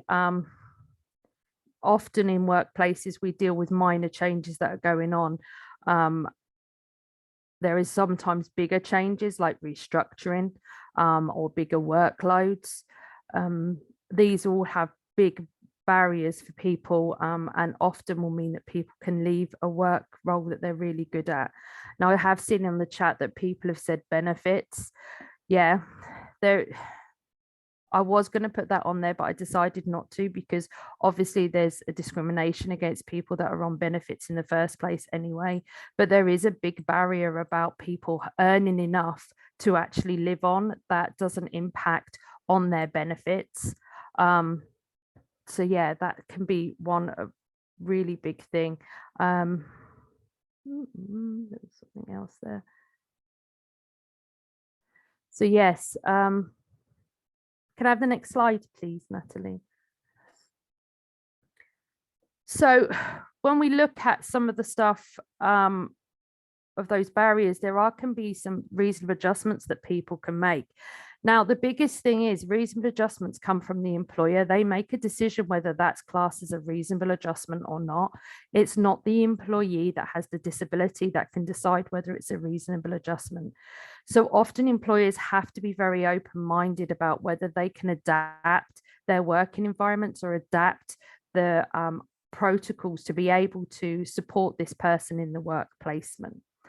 So things like completing the application forms, often keeping it simple, you know, streamlining what you really need from the job. Some of these things can be done for everybody. It's not just for people with learning disabilities and autistic people themselves. Some of these adaptations can help lots of other people, not just them. I mean, statistically, if we look at it, people with a diagnosis of autism is well under what we think, and they're underrepresented. You may have people in your workforce that are neurodiverse and not know it. So some of these changes might help anyway. Yeah, so keep the application form simple. Streamline what you really want from that job description. Is good communication really essential, or is just basic communication really what you need? Be more accommodating. If someone finds it difficult to put pen to paper and would prefer a video answering of those questions, and the job doesn't mean that they have to write. That might be a good adaptation that you can make, and actually it's easier to sift through. Accept CVs rather than just a job application form. If you've got any extra questions, you can always do that in interview to see what's going on. And actually a CV covers a big broad spectrum of what you're asking within a job interview, within an application form. The actual job interviews, sometimes you have to think a bit out of the box for job interviews. Sitting in front of a person, I've been there, I've done a job interview and I thought this person was absolutely amazing, like they've gave the best job interview, and when they were actually in post they were shockingly bad. And yet there's people that we've had in job interviews that we've kind of gone, oh, I'm not too sure, but when we've got them in post and we've given them a chance, they've been absolutely amazing. A job interview with face-to-face, sitting with somebody and ask them repetitive questions over and over again does not show their personality, does not show how good they are at their job role. Take away some of your social biases. Just because somebody doesn't do eye contact doesn't mean they're not sincere. Often it means that they're thinking about what you're saying. They're actually taking every single word that you're saying in. Have maybe a longer trial basis rather than a short trial basis from an interview and go from there. Have trials on interviews so they can go into the setting that they're going to be working at. Maybe give them a half a day to see what the job role is, because remember, job interview is also about them seeing if they want to work for you too. It's not just about seeing whether you want them to work for you. Keep your questions to the point. The other thing is to send those questions out before you actually do the job interview. Gives people an opportunity to really think about what there is and their experiences, and to be able to answer those questions really fully. Actually getting to work. Look at some car shares, really good for the environment, all of that kind of stuff, but it takes away the stress. If you've got an employee that lives down the road from the new employee, you could make arrangements for them to have a car share. Give time for them to have a planning of that journey, maybe a rest period when they come in. You know, maybe they just need 5-10 minutes before they start work to kind of just go. I mean, to be fair, we all do that, but we say we're making a cup of coffee, so we make an excuse already to have that 5-10 minutes to actually just desensitize ourselves from the traveling. Maybe if somebody using public transport and they have a bus pass, have more flexible start times so they can use the public transport. Do they have to be there at 9 o'clock, or can they arrive at 10? You know, that means that they're not having to pay out for travel. And sometimes if they're having to pay out for travel and they're on a minimum wage, that's more than their hourly rate for getting in that early. You know, so it have more, maybe more flexible start times or more flexible adaptations to that. If they do drive, maybe a guaranteed car parking space if you can, because that takes a big stress away from having to travel around trying to find somewhere to park, if you have the luxury of having your own car park, of course. Understanding the role that they're doing, mentors are really good opportunity for people you already employ to show how good their job is. Maybe have more than one mentor just in case that mentor has a day off or something, but a couple of mentors for that person to get really engaged with, that they know that they can go to if there's a problem, that can show by example. Have written guidance, or if the person wants prompts around, just to remind them what they're doing next, how the process works. Role play to start off with, like I was listening before, role plays are really good to show if there's any problems, that regular problems that come up that somebody might encounter, so they actually know what they're doing before they start a tour around the office. So they can, people often understand their own needs quite often, and they might tour around that office and kind of say, I don't really think my desk can be by that door. Is there any possibility I can move that around? And those tours will help them already bring things in with them that might help reduce their sensory overload and understand where everything is. Labels on doors as well. If you have a lot of offices, a label of who's in there and what they do might be really good, just generally anyway, because I'm rubbish at going around our office. I keep opening all the doors. Photos and bios of the people that they work with. Just an introduction, so it's not all strange when they walk in through that door. I'm not talking about a big team, I'm talking about their immediate team that they might work with. Maybe some guidelines or policies on how they interact with people, just so they know what's acceptable and what's not. Allowing stimming and coping strategies while they're in the workplace. The one thing I say is, we all stereotype autistic people to rock. We say when they're stressed, they rock. It's a very big stereotype because it actually happens. But the reality is, if it wasn't comforting, we wouldn't have created rocking chairs. So if you're having a stressful day, I would suggest go and sit and rock in, because it is really nice. And even the new chairs that you get in the office, the really posh office desks, they actually rock, and they're really quite nice to sit in there when you're a bit stressed. Making minor changes around the environment, allowing them, maybe if you've got a big notice board with lots of out-of-date stuff, taking some of that off, really reducing and streamlining would be really good. Equipment to decrease their sensory input. You can do this, or they often have stuff for themselves just to reduce that.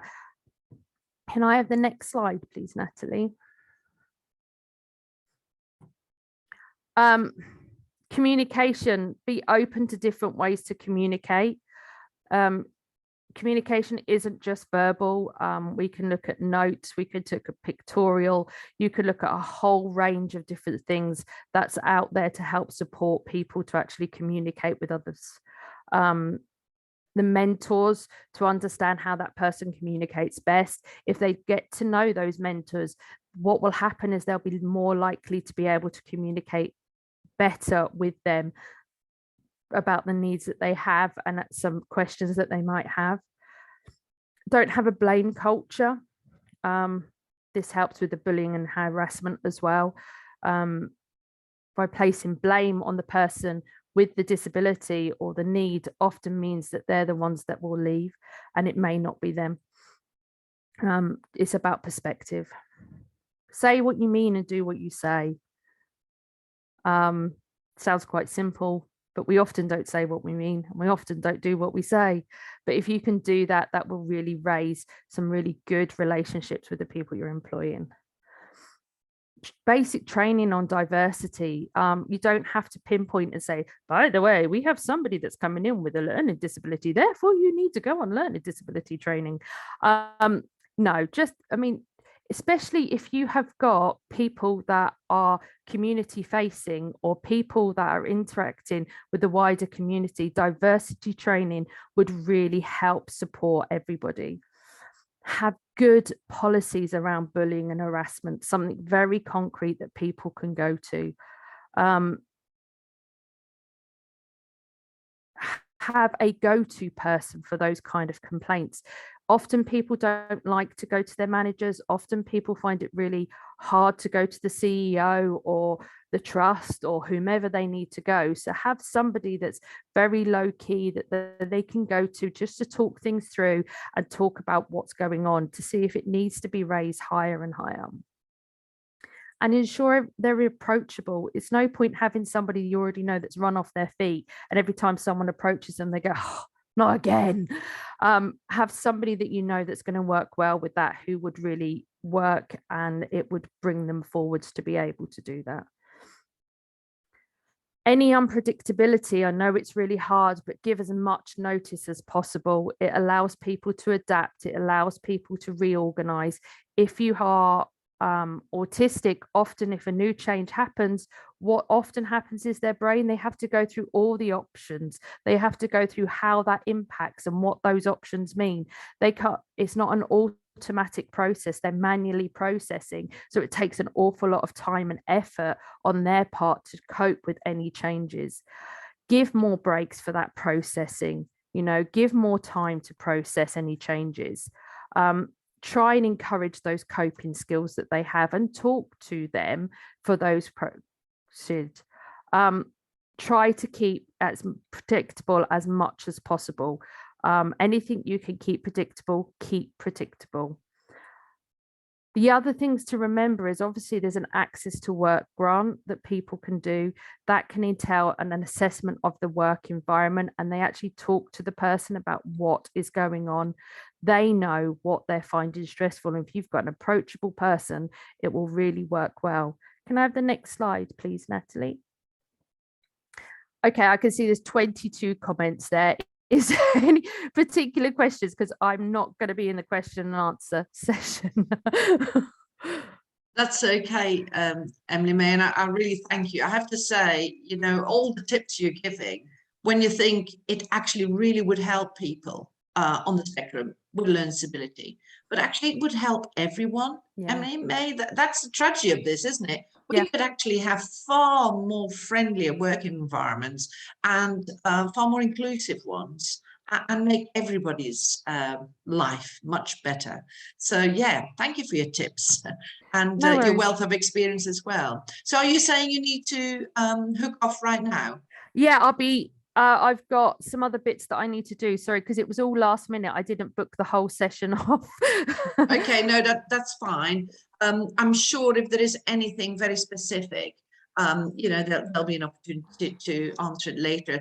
But thank you, Emily May. You were No really worries. a vital component today. Thank you. What time's the question and answers? I'll see if I can try and do It will now be 1/4 of an hour. Okay. All right, We've no only worries. got 5 minutes left. Okay.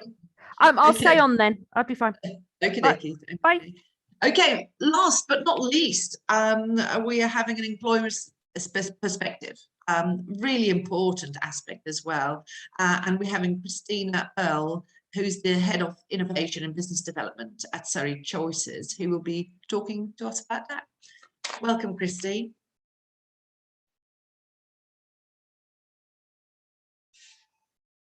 The floor is yours. Oh, you're on mute. Okay, sorry. Thank you very much, Christine. I'm actually Christina, though it does say Christina. Oh, you are Christina. So yeah. I won't be confused. Sorry about that. Thank you very much. Yeah, I'm actually here talking as an employer perspective. The reason we're invited, we actually won the national award last year for employer of people with disabilities. But we also have interest in some of the other things that have been said today. So I'll try not to duplicate too much. Can I have my first slide, please, Natalie? Yeah, sorry, next one, please. So first of all, just really a question to you, really. Here's a list of some very important sounding companies: Microsoft, SAP, Dell, Goldman Sachs, JP Morgan, Google, Ernst & Young. I just wonder if any of you are thinking what those have in common, but I'm going to tell you, as you can't speak back to me. So if we go on to the next slide. Interestingly, all of these big organisations have neurodiversity initiatives, mainly to do with autism. Some are more broadly on neurodiversity. So, for example, Microsoft do special week-long interview panels, which are adjusted for people with neurodiverse. SAP, probably one of the first people to do this, so you may have heard this first. They were working with a specialist organisation, and they have said their autistic employees has 90% retention, which is brilliant. There's Dell. Goldman Sachs have made a commitment. They're looking for 1% of their organisation to have neurodiversity. JP Morgan, actually, have got some figures out, so I've circled that one, is actually they have found with their new initiative that the neurodiverse and autistic employees are 48% faster and 92% more productive than other employees that they've employed at the same time. And they've got a 99% retention rate. And Google and Ernst & Young. And though I'd like to think that they've all done this for altruistic reasons, I suspect very much that actually they've realised there's very good business sense in employing people with neurodiversity. And though it can be a bit cliched that, oh, well, you know, not everybody who's autistic is good at maths or computers, There's also very much a range, and not all these jobs are in that field. So next slide, please. Now, despite that, very recent information from ILM has said that 50% of employers said they'd feel uncomfortable employing or line managing someone with a diversity. So that definitely needs to be unpicked, doesn't it, to see why do so many people feel a bit uncomfortable. The next slide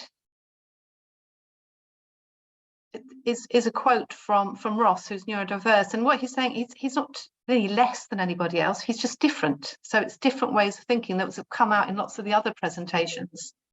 So if we look at the next slide, on the other side of this, we know most employers have got recruitment challenges. There's some really big challenges in social care. We work, the last one has said that we probably need to find another 1 million care staff. We're already struggling to find good care staff. A quarter of all companies thinks that one of their biggest challenges is about recruitment and how we find the correct people. And there's been a lot of casual workers who are moving from some of the what were traditional positions. We see people like Amazon paying as much as £22 an hour, which is attracting people from lots of other areas it might have been. So there's definitely an issue with recruitment, and then there's a lot of people with disabilities who are looking for a wide variety of jobs. So it seems to be something we need to join up here. Next slide, please. Now, Surrey Choices ourselves, we are a disability confident leader. We often offer a lot of the things that Emily May was talking about. They're talking about active prospect, MenCap were talking about. So one of the ways that we ensure that we have a high number of people, because we want to live that example. We don't want to be someone who talks about it and doesn't do it. So we've got 18% of our staff at the moment who identify as having a disability, but actually we've got a lot more who don't identify having a disability, but they have under the definition of the law. We advertise lots of our jobs through our supported employment service. So that means that's a good chance for us to get to disabled people. We do offer working interviews, which have been suggested before. And we do the things like support interview. You can bring a support worker. We can provide the questions in advance. We can provide accessible job descriptions. We will train people supportedly. So, for example, we had a lady with a learning disability come to be a support worker. There's lots of mandatory training, safeguarding and all sorts of stuff. So we just gave her a buddy to help her understand the policies that were harder to read. We offer flexible working. Some jobs there's home working. We train our managers. We train our staff. So we've got 24 staff who've been trained as mental health first aiders to help offer some peer support. And we offer whatever we can. And the next slide is, although we offer all of this, in reality, with most employers, we don't have to do a lot of that. There's some examples here of some of the people on our team and what support do they get in order to be able to contribute. We've got Em, who's got multiple sclerosis. Now she didn't develop that within the job. She had that when she started working with us, but of course anybody could develop and acquire a disability, which is actually very, very common. We've got wheelchair users. So we've got B, who's got Duchenne's muscular dystrophy. He teaches people skills to do with work. He didn't need any adjustments apart from the fact for him, it's better for him to work part-time.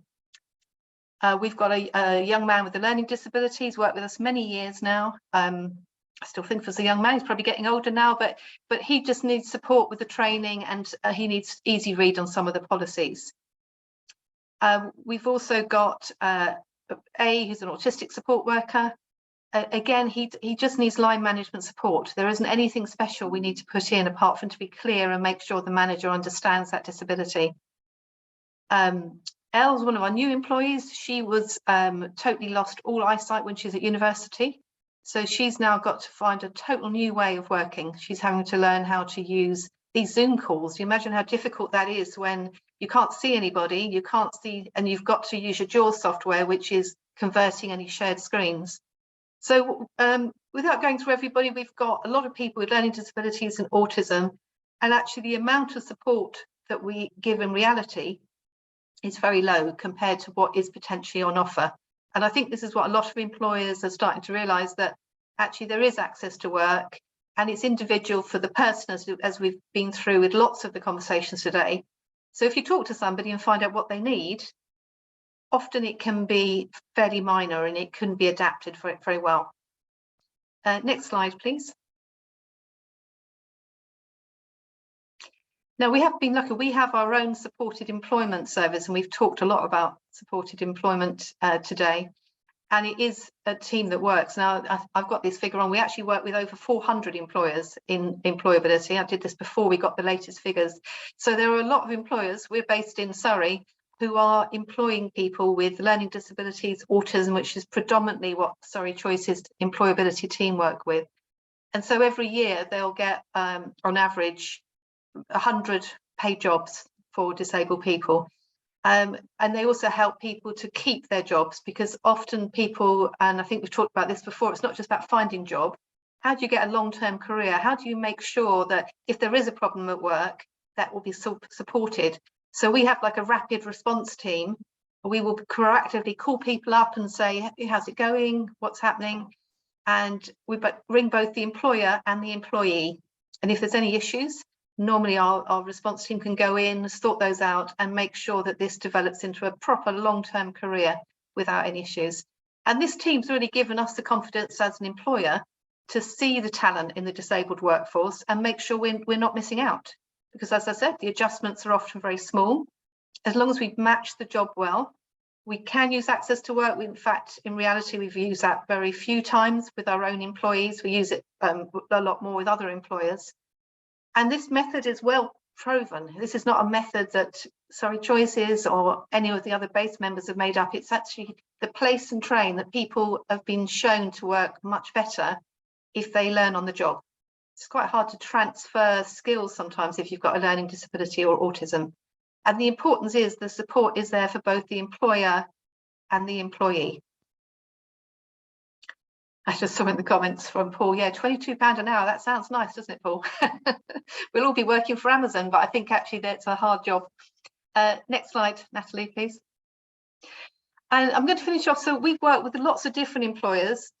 This is a clip from some of those who we've worked with, who've got jobs for people who've been in Surrey. So we've got Channel 4, Silent Pool Gin, that you might recognise in the background there. Those stills, Argos, Ketcher, Sainsbury's, University of Surrey, Thorpe Park, Ashford and St Peter's Hospitals, Sodexo, Homebase. So there's not just one place where people will want to work. We need to make sure we're engaging with employers right across the county. In fact, you can play a game with, let's see if how many of those you can spot as we look at this video. So can you play that, please, Natalie?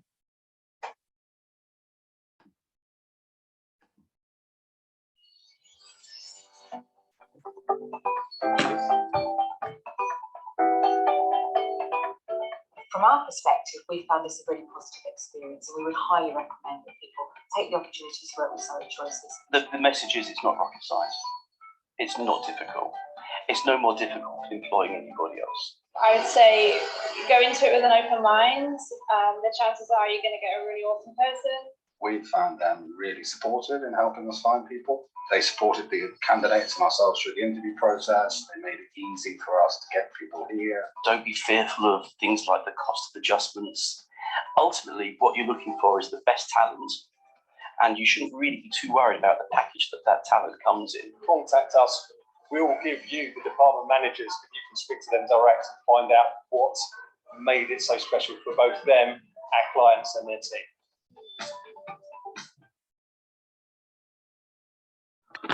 And that's it. So thank you very much for the opportunity, and welcome any questions in the question time. Thank you. Thank you so much, Christina. That really gives us hope, actually. Your session actually just clarifies it's bias that is a barrier very often, rather than people's skills and talents. So there's plenty of people out there that can do this job. And like you say, small adjustments can make it work. So thank you so much, Christina. Right, over to questions. I spotted a comment. I'm not sure if you did, Joel, for you. And it was a question that somebody asked. I'm trying to I think there was a question about job, how we funded the job coach. That's right. Yeah. I mean, I think the question was about whether we were able to select job coaches ourselves and recruiting them ourselves. Right. That's right. Yeah, that's correct. Whether it was, whether it was funded, or there was access to work and you have to go through the kind of quotations. We were quite lucky because we were able to fund the majority of the salaries of job coaches through the Aspiring Prospects program that we were commissioned for by Surrey. So it was a bit of an add-on for their job to work with some of the people in paid employment. So that helped us to get around the access to work requirements. They were okay for us to use part of our existing employees' roles. So yeah, just to add to that, because it's about access to work and job coaches. Yeah. So just to add to that, when you apply for access to work, you have to kind of send in various quotes so they can kind of make a choice as to who they're going to kind of fund. However, they do kind of bias. You're talking about bias. They do lean towards the company that maybe supports that person. So if there's a company already supporting that person, they tend to lean towards them having a job coach that they know that they're familiar with and so on. So yes, it's part of the process as well. There's bias. Yeah, no, that's great. Thank you so much for clarifying that. Any other comments or findings? I've seen some of the comments anyway, and it's all been extremely useful. A lot of people saying yes, that really makes sense to me, and some discussions as well, which was really useful as well. Any other questions that anybody has for any of the panel members?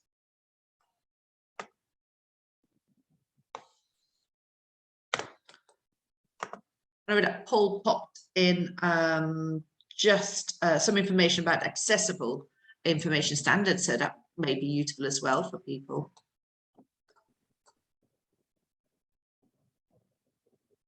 But great to get those perspectives as well, and it definitely has motivated me to reopen this and be re-energized about that inclusion program, that cooperation and inclusion program.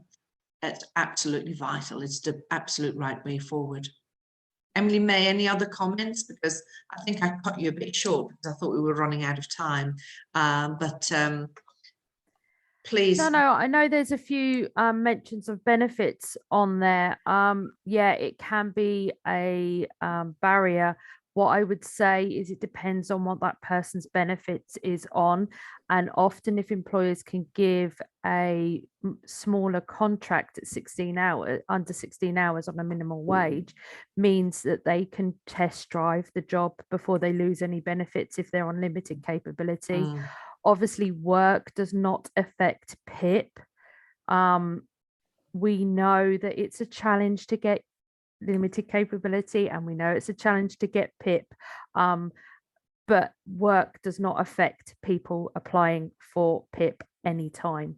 It does affect universal credits, but if you have a decent disability employment coach, they might be able to advise specific things for those people, because it is a minefield benefits, and I know what people's risks are and how they fear that, but I do think sometimes it's worth employing people, even if it's for a smaller contract to start off with, just to make sure so that they're not scared of losing those benefits. Yeah, that is good advice, and absolutely, you know, it's a very good point as well, because that has to be in people's minds. It's a big risk, especially if people have fought for a long time to get the right support in place, and then risking to lose it all, or potentially to lose it all, and that could be a barrier, definitely. Good point. I just saw a comment from Patrick. Please, the LD and Autism Awards are out there.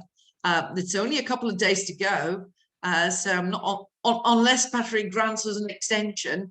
Yeah, please go for it. Is there any way, Natalie, that you could email the flyer, please, to myself and the others as well, so that we can pass it on? That would be really useful. Yeah, that's one. I'll send it out at the end. Yeah, that would be great. Thank you so much. Let me have a look at the time. How are we doing? we've got a couple of minutes left. I think some people are leaving already, and just thanking the panelists for their time. And I have to say, although there is some inequality out there, that's for sure, I think the passion and commitment today on this virtual conference it is clear, and I think there's a lot of people that are leading from the front and people that are speaking up and actually are pushing for change. So it only can get better. And it's it's been very inspiring today, and I've been very privileged to be part of this virtual conference today. So I think we're at the end, unless somebody's got another message. But I would say thank you all. Have a great afternoon, and keep doing the amazing stuff you're doing. Thank you all. Bye-bye.